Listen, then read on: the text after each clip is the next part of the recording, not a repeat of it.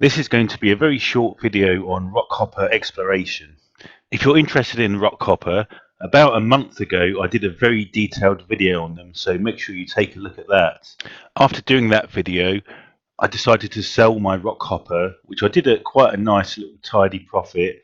And I sold them because I realised it was going to be a whole year before Navitas were able to achieve their final investment decision, and they'd have to raise 1.8 billion in order to do that, which seemed like a tall order. And so with a whole year to wait, with no positive news flow, and given the general investment environment, I thought it was a good idea to set loose from a Rockhopper, with the idea to perhaps buy back in if there was a good bargain price further down the road. However, the problem is Rockhopper have been a total distraction for me.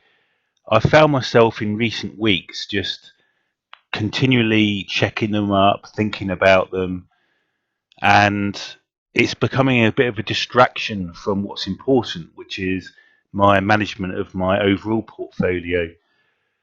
So I've got a bit tired of this, so I've decided to buy back into Rockhopper, but I'm only buying back in half the amount I had originally. And really, it's just a psychological ploy. It's only 1% of my total portfolio, and it means I can just forget about Rockhopper for the next year, not concerned about what I may have missed out on if the current share price trend continues.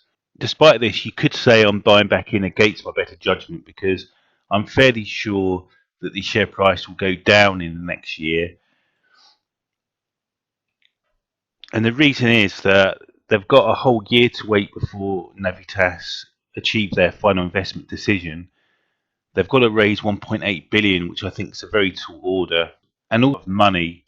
There has been a Sea Lion update, which was on the 23rd of March, and this was mainly around Navitas having completed their development plan. Now, before there was talk of a cheaper development plan, but we see that actually it comes in at 1.8 billion, so there's still a lot of money that they're going to have to raise here, which casts doubt on whether that's achievable or not. They set out here that they believe that after completing phase 1 and 2 of development, we're talking about 269 million barrels, and this equates to 4.3 billion, assuming $77 Brent. Now, actually, the we expect the price of oil to be much higher than that, and it's more like $100.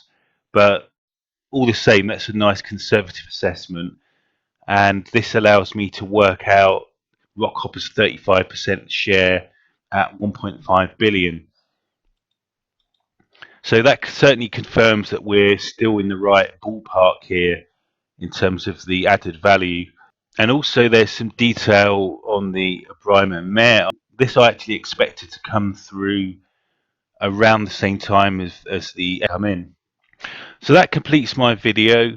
I've only put in 1% of my total portfolio back into this Rockhopper investment, but it's because it was kind of irritating me, it was distracting me not being there, and so that's a decision I've made, for better or worse. Please remember, I'm not an investment professional. I do these videos just as a hobby, where I'm just vlogging my investment journey as an amateur. And so speak to a professional investment advisor before making any investment decisions. So good luck with whatever you're doing, and play safe. Please read the disclaimer. Remember that prices can go down as well as up.